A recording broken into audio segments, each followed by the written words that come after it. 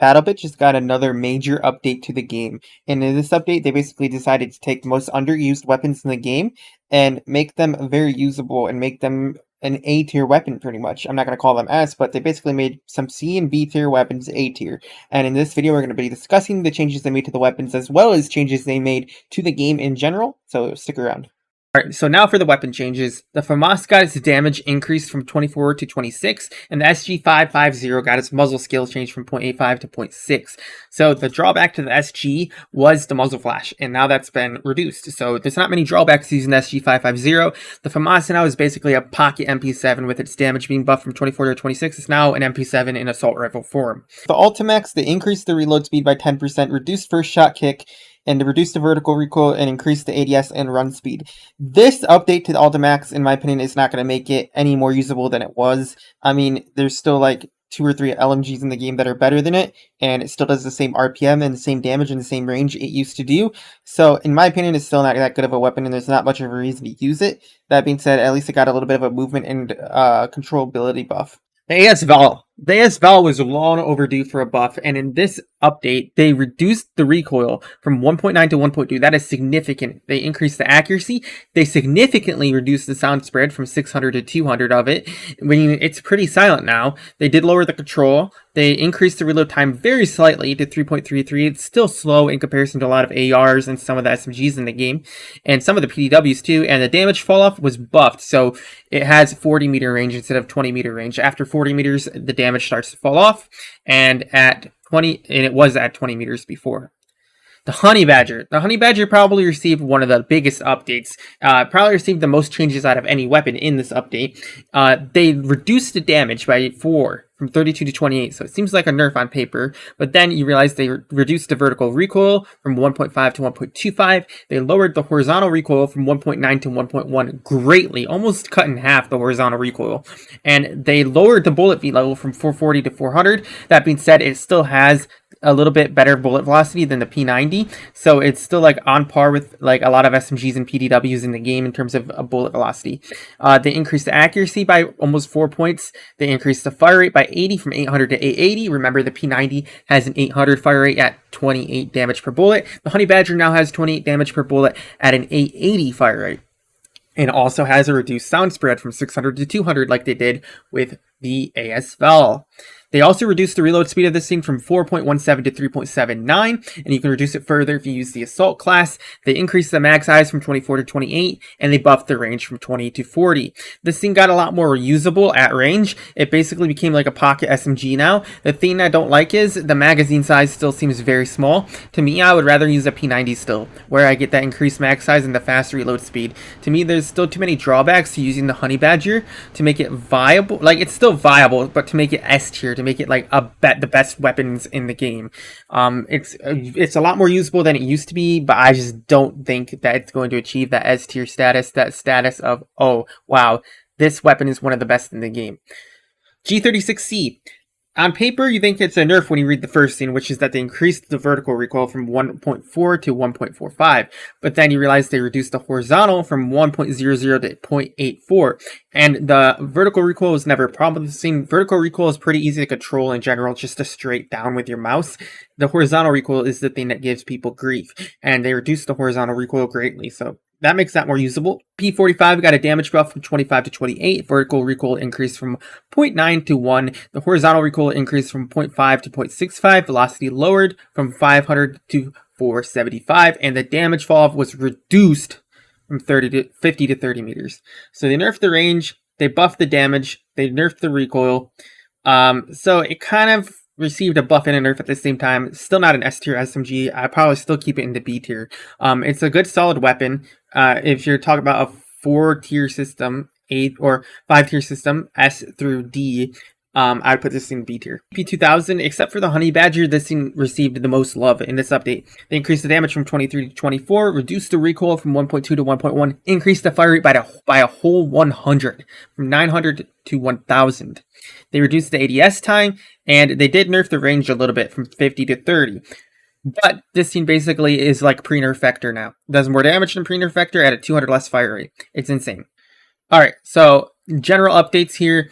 Community servers. So community servers are now integrated into the game more heavily. You can matchmake into them by just matchmaking regularly. If you want to choose a regular server, you now have to go to the server browser. Otherwise, there's a chance you'll get placed into a regular server or a chance you'll get placed into a community server. When you matchmake regularly, it just places you into any available server. So prestige will no longer reset weapon, gadget, and vehicle kills, and it no longer requires you to re-unlock your attachments. So that's cool.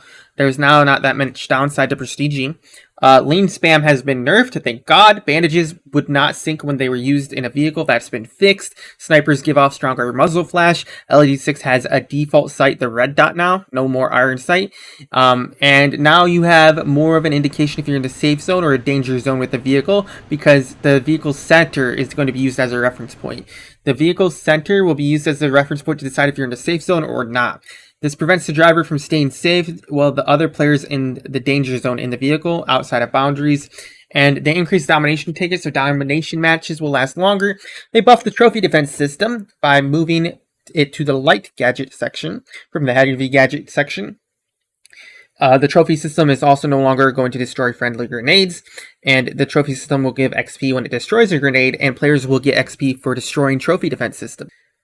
News and updates are no longer going to show up unless they're changed. Players are going to get the attack and defend bonus when they're in the flag, regardless of if it's marked as a target by your captain. And they gave a bunch of guns access to the OKP7 PKS scopes. Server browser searching is fixed. Players are not going to be able to change their squad while they're alive now.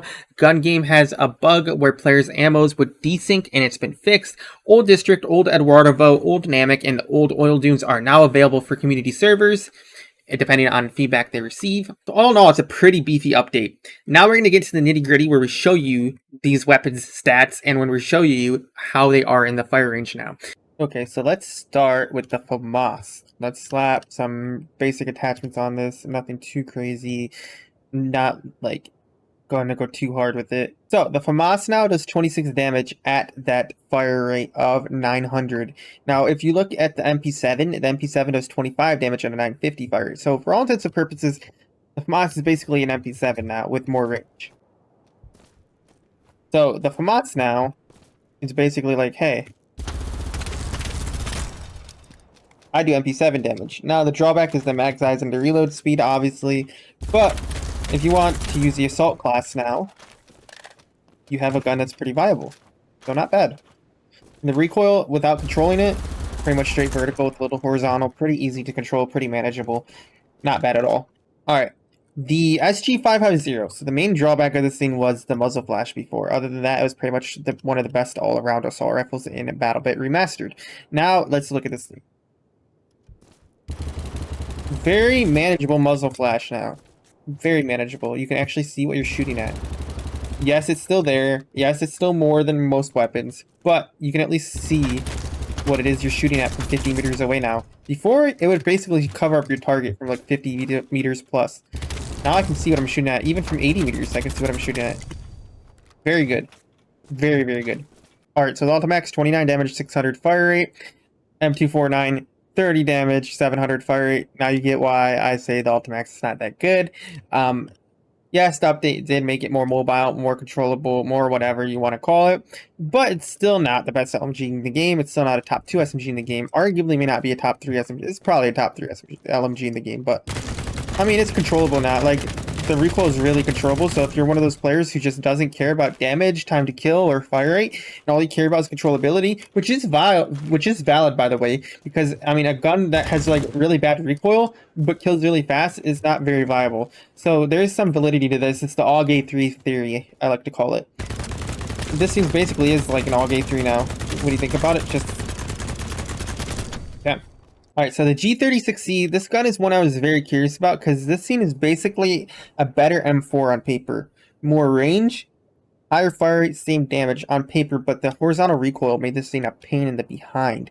Now you just have to worry about vertical recoil. So I'm wondering if I slap a vertical grip on this thing. And I'm wondering if I slap a tactical barrel on this thing. And just a standard sight. How viable it will be. So here's the recoil now. It's still got a little horizontal jitter, but nothing nearly as bad as it was before. And the vertical is not terrible either. Oh yeah, it feels definitely way more controllable now. You still get the horizontal a little bit, but I think anything 50, 75 meters in is going to be beamable. Look at this. Oh yeah, I could go 83, 85. I'd say 85 meters in is probably where your sweet spot is with this thing. Let's see. You can kill from range with this thing. G36C actually might have got one of the most silent buffs, more of the most unnoticed buffs so far. Let's take a look at the UMP-45. There's not going to be much to note here. I mean, they mess with the recoil a little bit. It does more damage, but I mean, yeah, it's whatever. It's got a little more recoil kick. Reload speed's pretty fast. Fires slow as dirt. Does a little bit more damage. It's whatever. It's a weapon that can get kills, but it's not by any means the best SMG in the game, you know? Okay, so this thing's the most interesting, the PP2000, because look, the Vector does 22 damage at a 1200 fire rate. The PP2000 does 23 damage at a 1000 fire rate.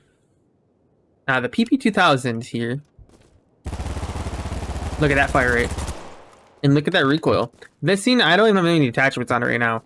This thing's going to be a beast 50 meters in. Anything higher than that, you're probably better off with an MP5 or P90. But 50 meters in, the Vector just got competition. Some heavy competition. I would say this thing's better than the Chris Vector right now. I mean, you're given the mag size, given the low recoil, given the utility, the high fire rate, and the better damage. I would say it's better than the Vector right now. It's not better than pre-nerf Vector, but it's better than the Vector currently. It's the best close quarters SMG in the game. I'll just put it that way. The best close quarters SMG in the game. Thank you for watching. Let me know what you thought of the video in the comment section below. Let me know what you think of the changes, of the nerfs, of the buffs to all the different weapons. Let me know what you're going to be using now that this update is out. Thank you for watching. If you enjoyed, make sure you hit the like button. Make sure you subscribe. I'll greatly appreciate it. And I also do stream on kick.com/cgem. Thank you.